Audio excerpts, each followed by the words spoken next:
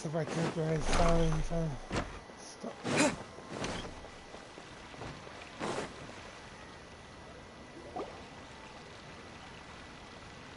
If you continue to resist, we will have to order an investigation into... The Grand Sage has already granted you much leniency.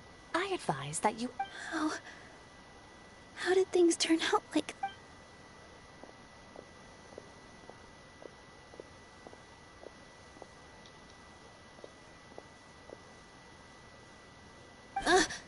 Traveler? You don't have to get involved. He's a sage from the academia. I don't want to drag you into this. Traveler? Traveler? What the heck are you doing? If you get arrested by the academia, that's another day gone to waste!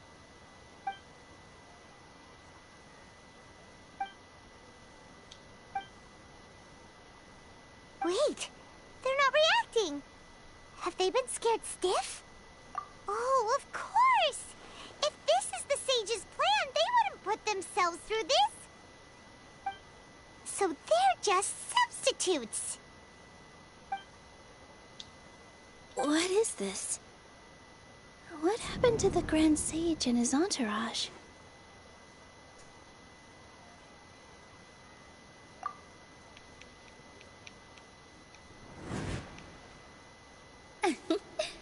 Like I said, they symbolize the goddess of flowers. It's just a shame. Yes.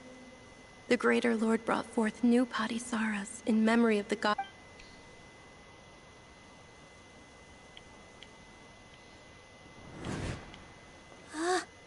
That beautiful shade of purple. Aren't these flowers real Patisaras? Just like the ones from the legend? I didn't even notice. Tonyazad, did you find these?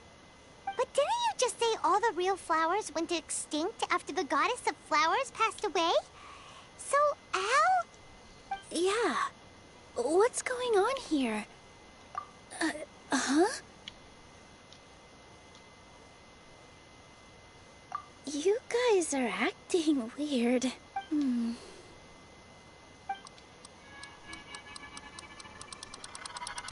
It was her!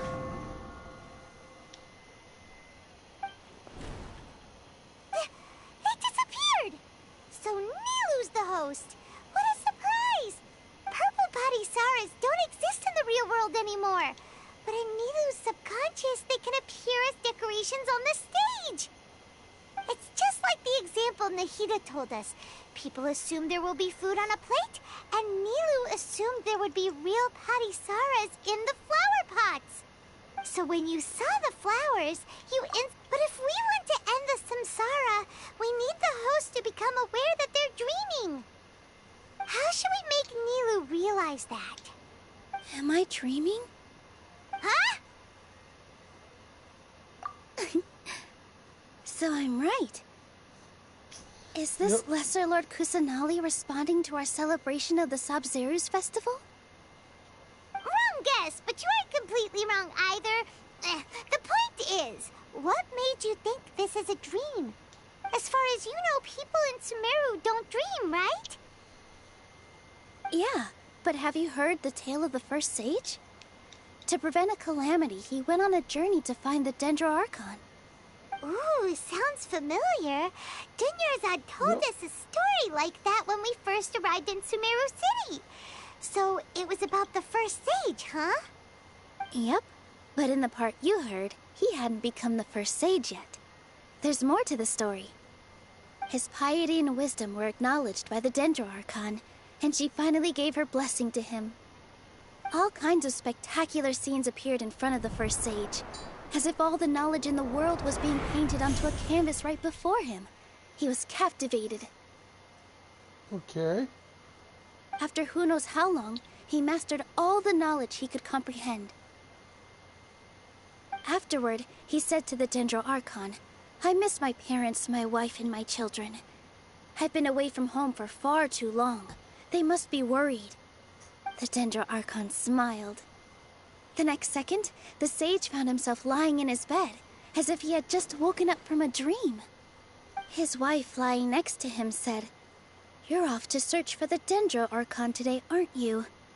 Have a safe journey, my love. In the end, the first sage took care of many disasters in Sumeru City and founded the academia. So, the first sage was dreaming ever since the beginning of the story? He never went on his journey? Yes. But his faith and determination were conveyed to the Dendro Archon, so she blessed him in the form of a dream. Paimon understands where you're coming from now. That's a really interesting connection. I see. Well, it just so happens that today's Sabzeruz Festival is almost over, too.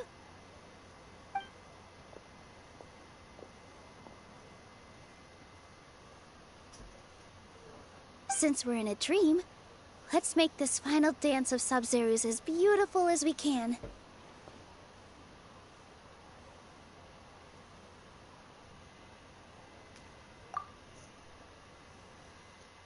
Okay.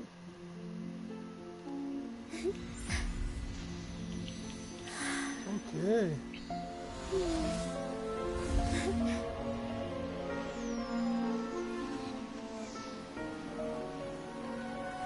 The wait is over, everyone. I dedicate this to our god, the dance of Sabzeruz.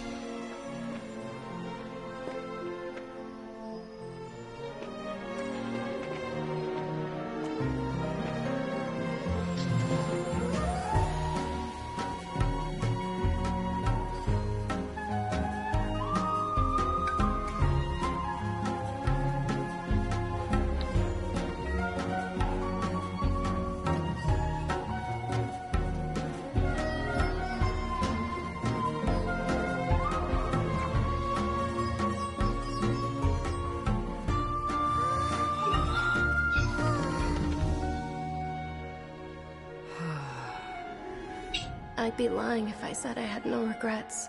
I would have loved to see Nilou's dance.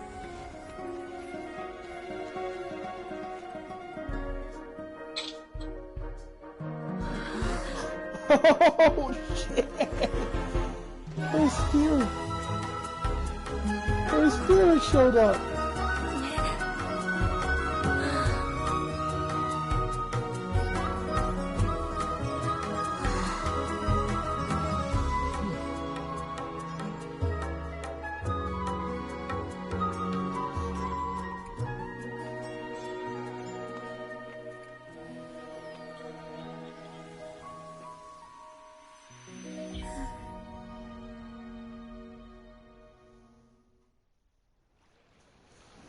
We're finally free! But that was bittersweet. Beautiful dance. Painful. At least her spirit got to see her dance one time.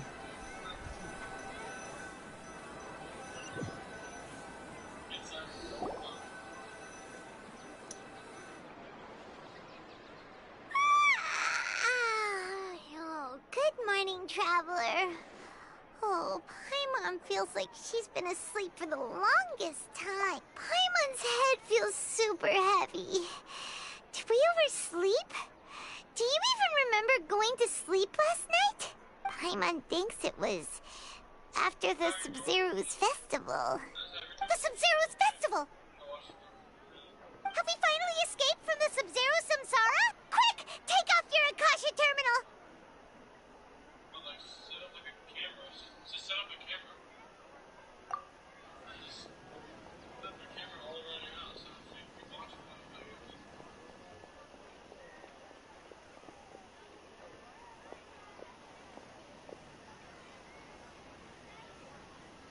She's not in her room. What happened? Huh? What usual spot?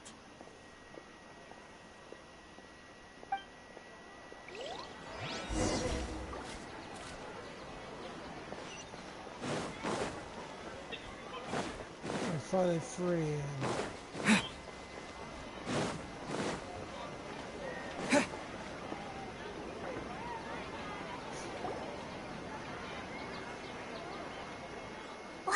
Traveler and Paimon. And thank you, Dunyarzad, for organizing the Sabzeruz Festival for me. I'm sorry, who are... You're okay! Oh, Traveler Paimon. I have something amazing to tell you. I just had a dream, and I saw Nilou performing the dance of Sabzeruz.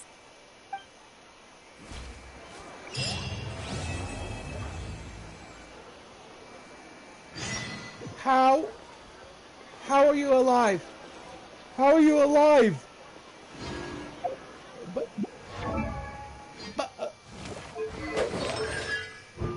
I have so many questions.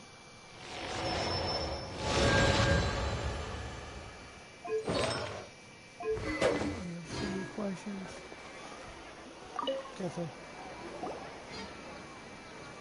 You're actually Nahida, aren't you? Paimon felt like Katheryne was acting weird when we met at the Sabzeruz Festival. And... Dunyarzad, did you save her? It's a really long story. We shouldn't disturb her. Her consciousness is still weakened. Let's chat somewhere else. How about by the Traveler's favorite bench?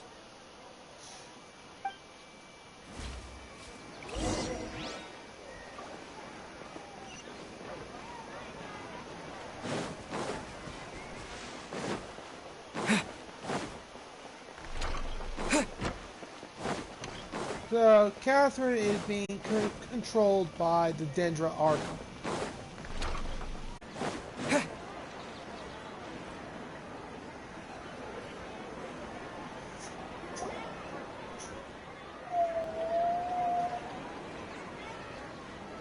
Ad Astra Avisask.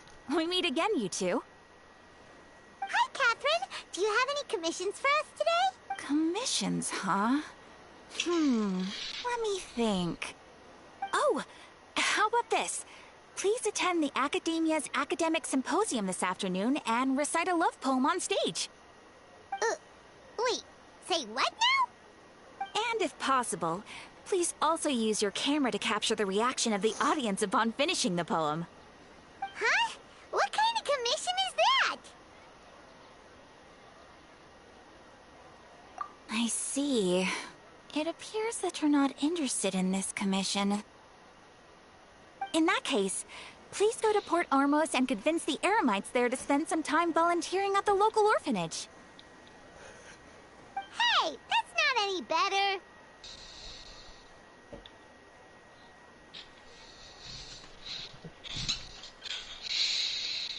I'm sure the mercenaries will have some interesting reactions as well. Paimon's gotta ask, just who exactly has been submitting these commissions to the Adventurers Guild? Oh, the commissioner? Well, actually, I just wanted to see... Was it so obvious? I was hoping you would actually take one of those commissions. That kind of chance to observe humans doesn't come by often. Ah, so it's Nahida. Paimon just knew Katheryne wouldn't crack those kinds of jokes. When did you get into her head? From what she said, Ad Astra Abisask. So it's been you this whole time? Are you done resting up, Nahida? Yes. I've been sleeping ever since we parted ways, and I even had a really long dream. It was another dream about the Sabzeruz Festival, except it was a happy one. In my dream, I was sitting in the middle of a flower terrace, and everyone in Sumeru City was holding hands as they danced in circles around me. They danced round and round, and everyone looked really happy. I also got to sit on a gigantic flower carriage. Fairs, the night of flowers, raised me really high above the ground, and I was throwing an endless amount of Yalda candies at the children.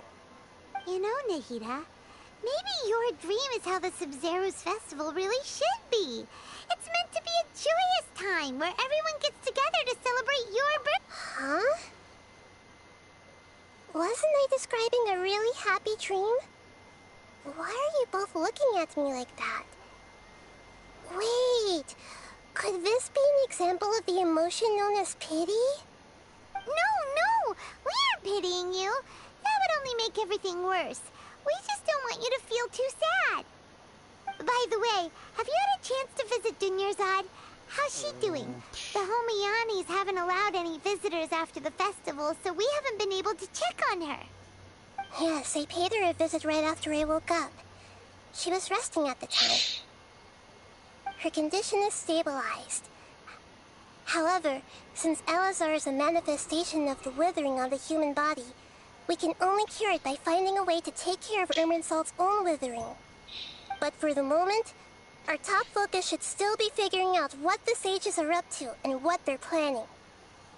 Right. Who knows what'll happen if they manage to pull off another scheme like the Samsara of the Sabzeruz Festival. So our first priority should be investigating and putting a stop to the sages' activities. As for how we should pull that off, let's discuss it somewhere else. There are too many adventurers around here. Oh, good point. Sorry, adventurers. We're gonna be borrowing Katheryne for a little while. Oh, I know no fucking way.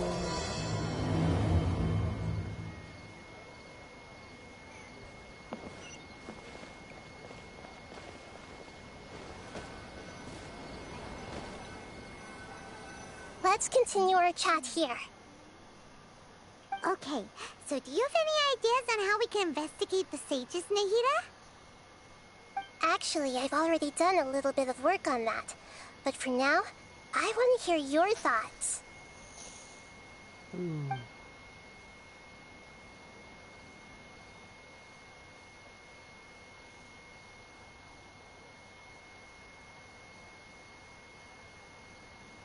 We're in the dark as of now.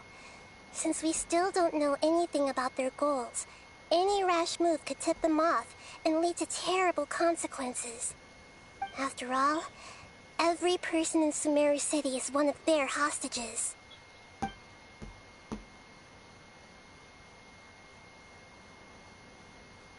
I've already tried that, but all the key members of the Academia, even the core of 30 guards, intentionally avoid wearing their Akasha terminals.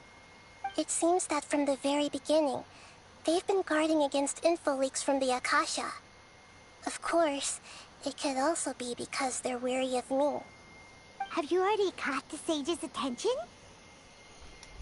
I'm guessing not yet, but distrusting me would make perfect sense if they've ever paid attention to the urban legends about me.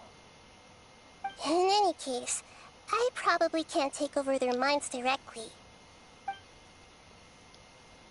No way, that's too risky. You mean it'd be too easy to get caught? No, it's not that. We shouldn't involve innocent students in this. A single mistake could completely ruin their lives. Doing that would be ignoring the safety of my people for my own selfish goals. How is that any different from what the sages are doing? That's a good point. Spoken like the god of Sumeru.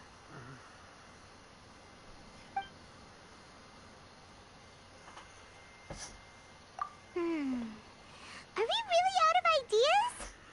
Nahida, you're super smart, so you already have something in mind, right? Don't keep us in suspense. Spill the beans already. According to a popular theory from the Bahumana Darshan of the Academia, rejecting impractical motions at the beginning of a planning session will give more weight to the actual proposal. Okay, but aren't you the god of wisdom? You don't have to use that kind of gimmick to make us take your ideas seriously. Well, I've been thinking that if I can't directly possess the leaders, and if I can't get ordinary people involved, then I should find someone who's already involved, but hasn't decided to side with the sages. You're saying we should recruit a spy? That does sound like it could work. Oh, before coming back, we met someone named Alhaitham. He seems like he acts alone, and he likes doing stuff behind the Academia's back. They probably aren't in cahoots. Actually, I already have someone in mind. Do you still remember that female scholar named Setaria? Setaria. Paimon remembers now. Isn't she the one who's always trailing behind the Grand Sage of the Academia? We ran into her basically every time the Sabzeruz Festival repeated itself. You could even say we're old enemies by now. Paimon still remembers the smug and mean way she always spoke to Nilou. I've always liked observing all kinds of people, and Setaria has always stood out from the crowd. She was born in the desert and was hailed as their greatest genius. Her academic gifts allowed her special admission into the academia, and also gave her the opportunity to serve as the sage's assistant. Oh, Paimon didn't know she was from the desert. She must be pretty special then. Paimon feels like most of the desert dwellers around the city are working as mercenaries. The name Setaria means star. When she lived in the desert, she shone like the brightest star in the night sky. Later on, she was chosen by the sun. The star was given a place in the daytime sky to complement the sun's dazzling light. Soon after, the star witnessed the sun scorching the earth, which brought forth many disasters. The star began to waver. Instead of staying beside such a sun, wouldn't it be better to return and light up part of the night sky? But in the end, she couldn't give up the radiance of daytime. To cope with her shame, the star buried her guilt and closed her eyes.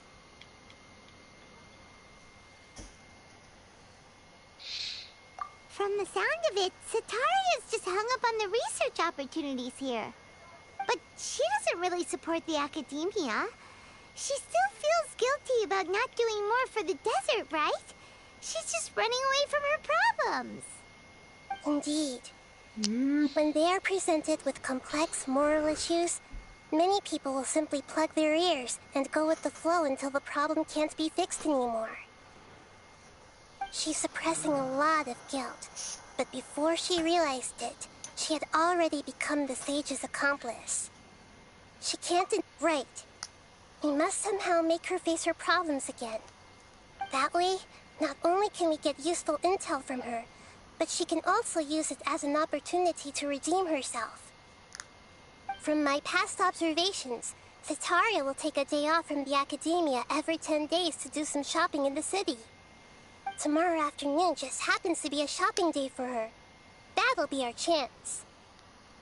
To prepare, let's go check out some of her favorite spots, and have a quick chat with a few of the vendors there.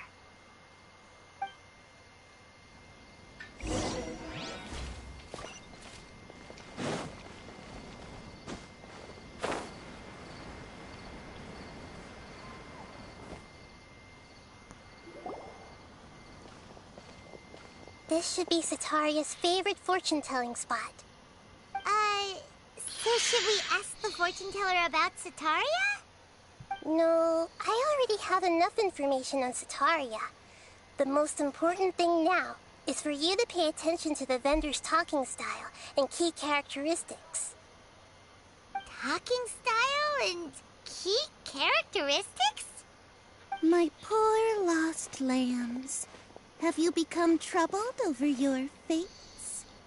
The divine voice of wisdom often echoes between mine ears. If thou be blessed today by the gods, I may be able to show you the way. Huh? Really? Nahida, you've been whispering things to her? Shh. My friend here has some doubts regarding his future. Can we get a fortune reading for him? Of course, of course. In that case...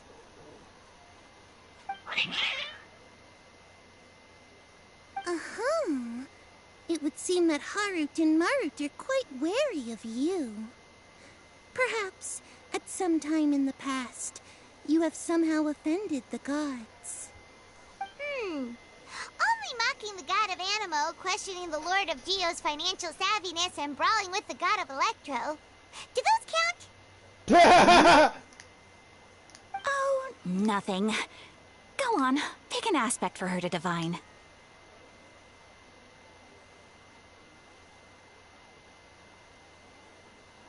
Health prospects. No problem at all.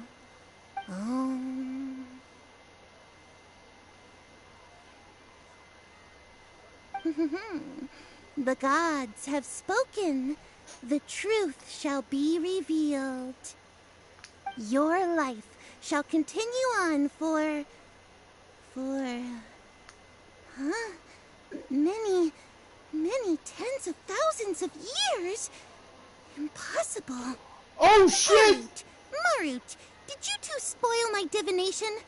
I've never read a fortune so absurd.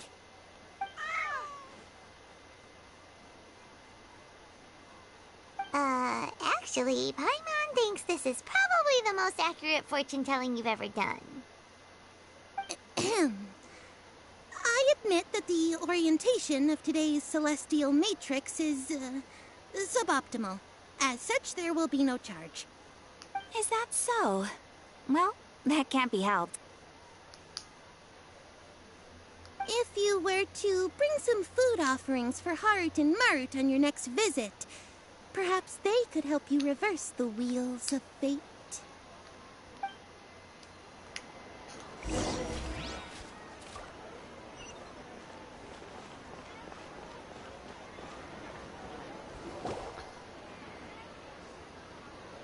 I think... Is this another one of Sataria's favorite stalls? The Traveler is an Archon, the secret Archon Yep. of It light. belongs to a king. I think His the father Traveler helped is... Sataria a The lot when she two first twins moved to are Samara City. Archon in So she real still life. comes by whenever she has time. When I start talking with them, The listen freaking, carefully to the details of our conversation. the freaking, you know, there was a person that did our fortune.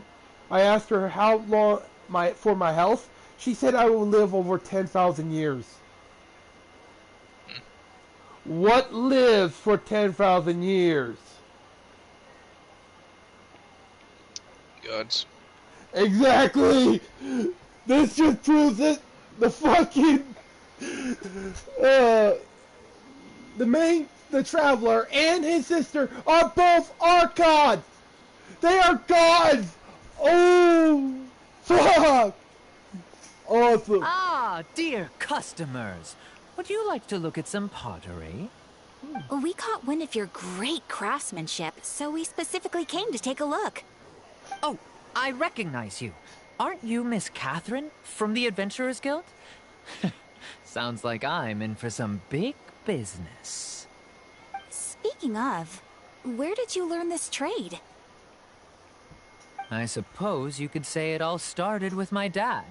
He's a mason by trade, but I picked up an interest in clay while apprenticing for him. After that, I began making pottery by myself in secret, and I simply changed trades when my works turned out well. Although it's a pity that I'm no longer making much use of the knowledge provided to me by the Akasha. That's nice. You're making a living doing something you love. So is your father still working as a mason? Oh no, not anymore. A few years back, he fell from a roof and broke his leg. Since he had already saved enough mora over all these years, he's just enjoying the retired life in Port Ormos nowadays. I see. We wish him peace and happiness in his retirement. I'll have someone in charge of logistics at the guild come by another day for some goods. We'll leave you to it. Take care now. No problem. Rest easy, all our goods are sure to meet your every need.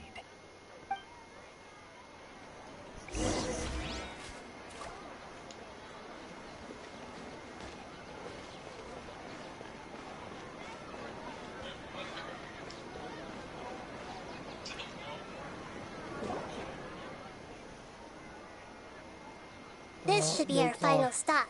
No claws. Sataria's always thinking of this No restaurant when claws. she's working at the academia. So she always comes by whenever she's out in the city. I said no claws! Everything! It's my duty to protect Samara's citizens, after all. Okay. Hi there. I feel like I've seen you down by the docks before. Huh? Sorry, I don't quite remember. If I recall, you were having a discussion with someone about shipbuilding at the time. Ah, that's right! I've always been really interested in feats of marine engineering. After all, I grew up in Liyue Harbor and spent my entire childhood staring at the ships going in and out of the port. I came to Sumeru to study, but failed to make it into the academia due to my lack of talent. But I'm still discussing all kinds of problems with different scholars, and I'm continuing to study and perform research from the restaurant's basement. I'm sure I'll get to the academia after their next round of exams. What an admirable spirit for learning. Amazing! Sure, but you'll find hardworking people wherever you go. So this restaurant has a basement as well? Huh. First I've heard of it. That's right. It's not usually open to patrons. Most of the time, employees use it for breaks or to hold private events. I see. Yes, that makes sense. Well, good luck with your studies, Miss Chishan. Thank you so much. As long as I can make it into the academia as an official student, I'll be happy.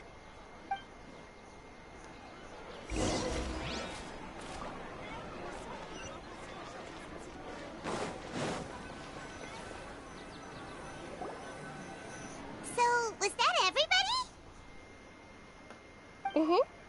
3 familiar faces should be enough for Sataria. What's the point of all the information we've collected? Nahida, you still haven't told us how you're planning to make Sataria face her problems. Sataria is already used to avoiding her problems, so we must find a way to break through her usual sensibilities. I remember you mentioned that the Eremites in Port Ormuz are all making a fuss about the upcoming resurrection of King Deshret. Although it's all just a boatload of nonsense, the fate of her homeland may turn out to be Sataria's soft spot. Oh, Paimon gets it now! You want to take advantage of the guilt Sataria feels about her homeland. Although she knows she should return home to help the people of the desert, all she's done is conspire with the sages.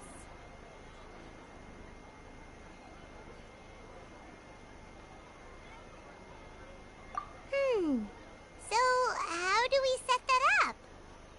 Well, King Deshret is long gone, and Sataria is also too smart to fall for any simple tricks. If we simply engaged her under the guise of King Deshret's believers, she would definitely be wary of us, and we may not get anywhere.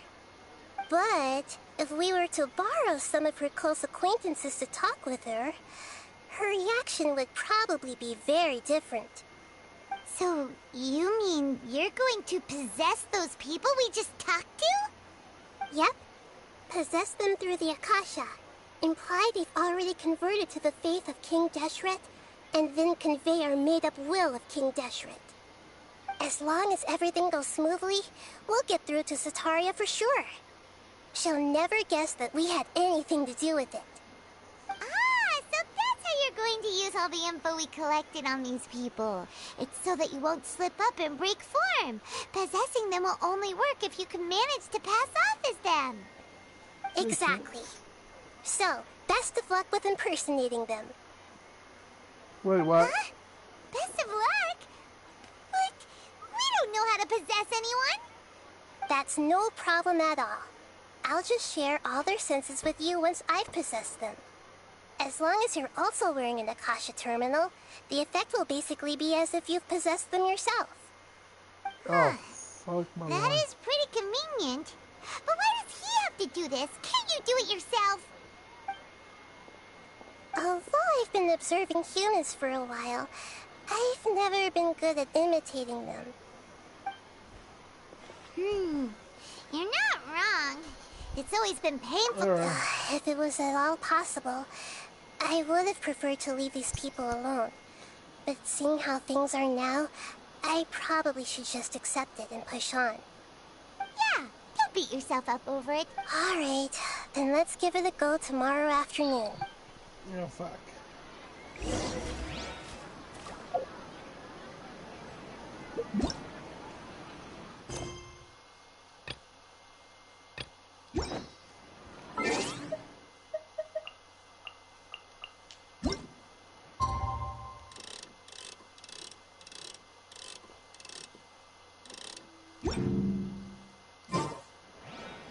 You okay? Yeah. You like... That was like...